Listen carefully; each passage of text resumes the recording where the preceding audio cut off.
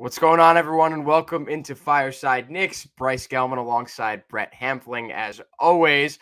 And hey, man, last time we had an episode, the Knicks had only won one game. Now they've won 6 games in a row. I don't even know what to think. There's a lot of things that we got to talk about today. Yeah, I mean, listen, things are good in Nickland. Before we get there, I just want to say we both just watched that crazy Minnesota Colts game. We were supposed to start this an hour and a half ago, but that game got crazy. I just want, you know why like betting sucks, fantasy sucks? Because that was one of the best games ever. And I should have had a great time watching it, watched the whole entire game. But I had a miserable time because I got screwed in fantasy by Kirk Cousins. I lost all these bets. So I just kind of want to go back to the purity of sports. You know what I'm saying? I'm glad you can get that off your chest because personally, I had a great afternoon watching that game. I hit my bets, and Justin Jefferson did a lot for me. All right, let's get back on topic. Let's talk about the Knicks. This is something that we could both agree on, betting wise or not. That is extremely exciting. And as I said before, you had to go into a little rant about something that no one cares about. That's not true. The Knicks have won 6 games in a row, Brett. Let's talk about something that you could actually be happy about. All right, let me tell you something. So we played Cleveland. We beat them, right? We played Atlanta. We beat them. We played Charlotte. Guess who won? Knicks. We beat Sacramento, and we beat Chicago twice. It's pretty crazy. You know, you look at that schedule, and it's not the toughest teams. You know, Cleveland played a shitty game versus us. Atlanta, DeJounte Murray went out, and the other teams aren't great. But 6 games is 6 games. The Knicks needed something to turn this season around. You know, the roster is still the roster. We've changed the rotation a little bit, which I think people are a little over-exaggerating. I don't think it was this magic. What do you mean people are over-exaggerating? We'll talk about it. I don't think it was this magic bullet. I think there's a combination of things that have happened. Randall has just played better. You know, Grimes was always going to be in the rotation. I don't think throwing Deuce McBride in the mix has won the Knicks 6 games in a row. No one's saying it has, but if you're saying that it hasn't had an impact, then it's not an impact. Quit this podcast right now. It had an impact. I sometimes people like one thing. Listen, I think you're talking about Knicks Twitter, and whenever you bring up something about Knicks, we're both members of Knicks Twitter, but obviously when the Knicks play well, there's a certain aspect of the Knicks Twitter that hypes up its guys, I think, to an extent that I think you're referring to. But to say that Deuce McBride is not one of 3 reasons, the top 3 reasons that the Knicks has not. And I know you haven't said that, but even starting and saying that is crazy to me. Brett, come on. I'm just saying the change in rotation has helped.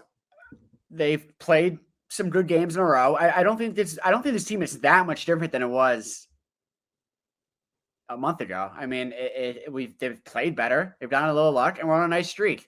Like I don't think as high as we are right now, I don't think we get too high because I don't know where do you see the rest of the season going? Well, I see it going in a different way that I saw it about a week and a half ago when we did our episode with Brian Gelsiler.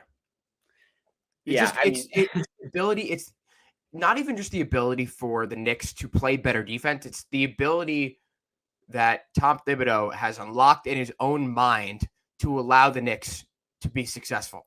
And it was a conflict of interest going into this year that Knicks brass wanted him to play the young guys. Tibbs wanted to win. And I think it's kind of meshed into this perfect scenario where the Knicks are not only playing their young guys a lot, but they're winning just like Tom Thibodeau would want. And the great aspect of this as well is that most of the guys who aren't getting minutes, like Derrick Rose does not care. He said in the past few days that as long as the team is winning, he's fine with sitting.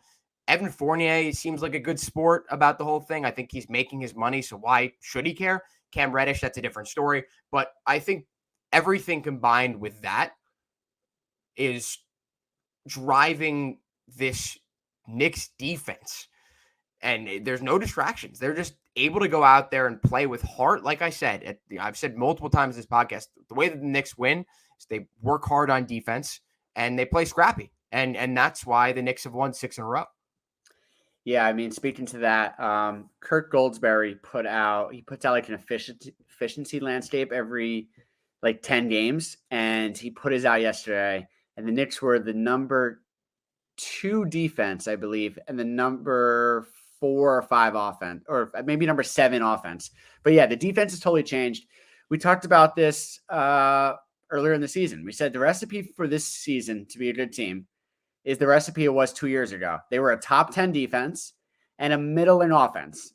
And I remember saying that would be the recipe for this team because and I do remember you kind of disagreed, and there was really no reason to believe that they could be a top 10 defense. But at the same time, I said defense, there's more capability in defense in general. If you don't have some of the top offensive players in the league, you could be a good offense. You're not going to be the best offense team. But if you have a good defensive coach and you have guys who give a shit, with a couple of good defensive players, you could be a good defensive team. So I just want to look through some of the scores of the last few games. I just think having a few good guys, I think you're not giving enough credit where credit is due for this team, because I think there are more than just a few guys, or I think you said a couple good guys. Well, on defense. I think having Mitchell Robinson patrolling the middle of your defense should give you ample opportunity to do well in said defensive scheme. So I just feel like that potential is certainly being wasted. RJ's been playing better, but then you also have to look at Grimes, and Grimes is one of the best 3-and-D guys in the league right now. He shot 6 for 10 last night, had 22 points. That level of efficiency is going to win you games in and of itself. And then playing Deuce off the bench, obviously that defensive energy that comes in for Jalen Brunson, who's been fabulous offensively, but again, he can't hold the candle to Deuce McBride defensively. Yeah. So I think these, you can't just say that there's just a few guys here. They're cohesively playing extremely solid on defense because of a few guys, yes, but there are some solid defenders. You're spinning this around to me. I was the one that said they had. I was the one that said they had the roster to play good defense. But all I'm saying is, you start with a few guys, you try hard, you have a good team to play good defense. But I just want to go back to Quinn Grimes. So the emergence and the uptick in minutes of Quinn Grimes are a huge correlation with this win streak and the change in the attitude and the demeanor of this team. So I'm just looking at his game log. When this win streak started was versus Cleveland. He played 40 minutes, fucking minutes for Quinn Grimes. He didn't even shoot well. He was 2 for 8, 4 points, and Tibbs kept him in for 40 minutes. That's the efficiency. He's great even when he's not great on the stat sheet. Yeah, and then going to Friday night, 22 points, 5 of 9 from 3, played great defense. He takes on, there's so many good scorers in this league right now are guard. They're like these guard/wings, and he has the body, the athleticism, and just enough size to take on a lot of those defenders. It changes this team, and you can see why they didn't want to trade him for Donovan Mitchell. I mean, listen, when I trade him for Donovan Mitchell straight up, of course, but when you're throwing him in a deal and you're throwing multiple first-round picks, they looked at him like, he's not going to be a superstar, but he's someone you could build around that plays both sides and has a good attitude. And that's something that we've hit on in the past in this podcast, is the fact that, hey, why aren't the Knicks playing the guy if he's the reason why you didn't acquire Donovan Mitchell? And the reason why is because he was having trouble adjusting to the rotation and defensively, and obviously his shooting skills off of the foot injury or whatever he had, the injury he had that hampered him in both the preseason and the start of the regular season. And it's taken him a slight amount of time to readjust to the NBA way of playing. And now he's done it, and he's deservedly so getting the minutes that a guy of his caliber should be getting. Well, you know why it took him longer? Because he wasn't playing. I think. Well, they did. Listen, they rushed him back in that one game, and the next game he was a do not play coach's decision. So they gave him a chance at first, and then everyone was like, well, why isn't Grimes not playing? And it was this whole mystery at the start of the year, but it makes sense. It made sense. Clearly, Tibbs was seeing something in practice that we didn't see at the time, and he wasn't fully adjusted back to the game. And once he was back in it, playing like Quentin Grimes can play, or Quinton Grimes, as Stephen A. Smith would say, then that's when he deserved the minutes, and then he got the minutes. All right, fair. Let's move on to 2 important players for the New York Knicks. And one of them, listen, we both, I'll say one of them you've been harsher on and one of them I've been harsher on.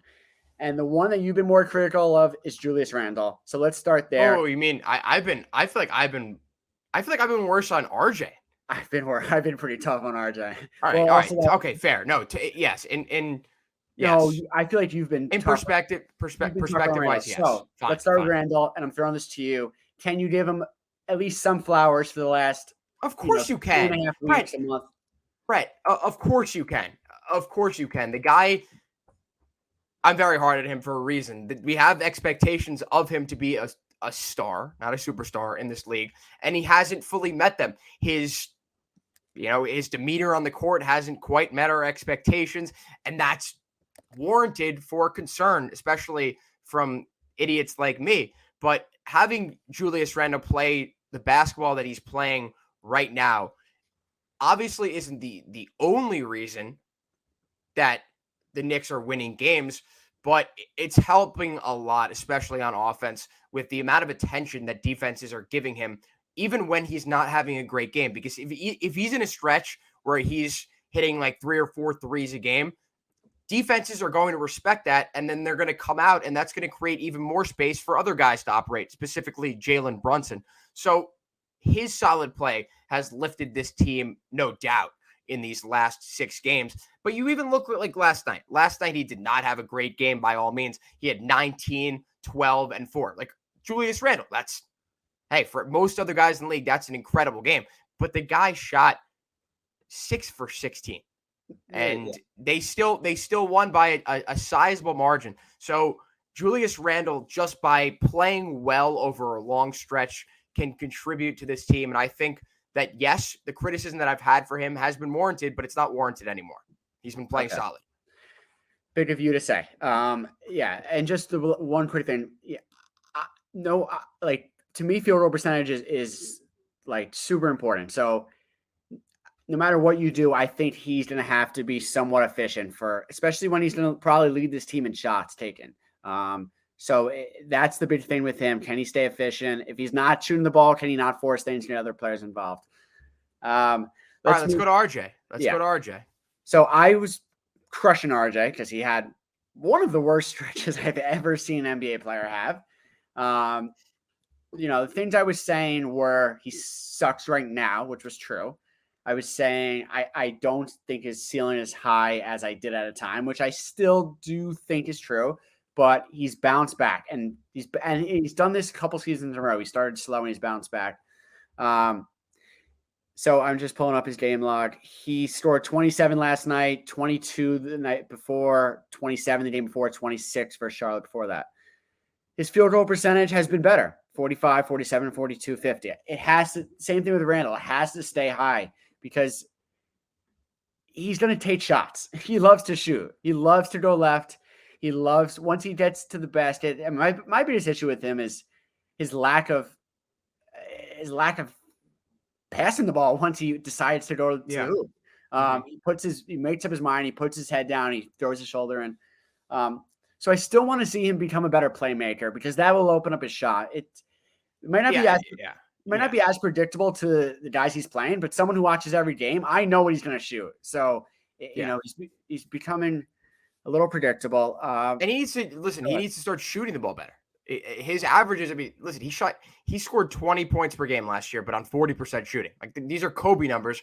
And when you're not contributing the same way Kobe did on defense and leadership wise, that's unacceptable. So RJ's got to pick up the 9 for 20 games, the 9 for 21, 9 for 18, like those games, sure. Fine. I'll deal with 45% shooting. But like you said, that playmaking aspect of his game needs to be there. And if it's not, then he's just not going to be efficient or as efficient enough as the Knicks would need right now. No, and to the Kobe thing, it's a different NBA than then. There's not, T-Mac was scoring 40. T-Mac maybe higher. Allen Iverson won MVP, shooting 39%, 40%. That was a different era. The best players now are efficient players. When you look at Durant and you look at Steph Curry and Jokic and Giannis, these guys all shoot 50% and above. How much better do you have? My computer, but hey, listen, we're gonna roll on as long as this computer dies because we had this computer rolling for an hour and 10 minutes watching that game. And Yeah. now the game is over. And of course, I'm far away from the Charger. But hey, All right. what else you got to add? All right. So the Knicks won 6 in a row. They have a chance to make it 7. We play Indiana. Trying to pull up our schedule. We play Indiana, the beatable Indiana. Wow, tickets are as low as $4 in Indiana. We play Indiana tomorrow, and then we get Golden State without Steph Curry, which I am honestly sad about. I love watching Steph, and I wish he was playing, especially in the Garden, because he gets that play. He gets that Everyone play. does. Everyone does. Every star in the league does. I know, but Steph is Steph. So we could realistically be back here on Wednesday with an 8-game win streak. that would be, hey, something that would. I don't think anyone could have expected that. So the Knicks are the going 6th back seed. to our last time. They're a half a game back of Philly, and they're a game and a half back of Brooklyn, who's actually really turned it on. It's funny. People like to pile on them when they're doing bad, but I actually haven't heard that much now that they're playing pretty good since Kyrie came back from that suspension. But Bryce, KD's also playing some of the best basketball of his career, so you got to give credit to him too. It's not even just Kyrie. I was looking at MVP odds the other day. It's like the amount of top quality contenders. So you have Luka, Giannis, Tatum. I think those are Durant is like a whole step below in the odds. That's how good those guys are playing. Yeah.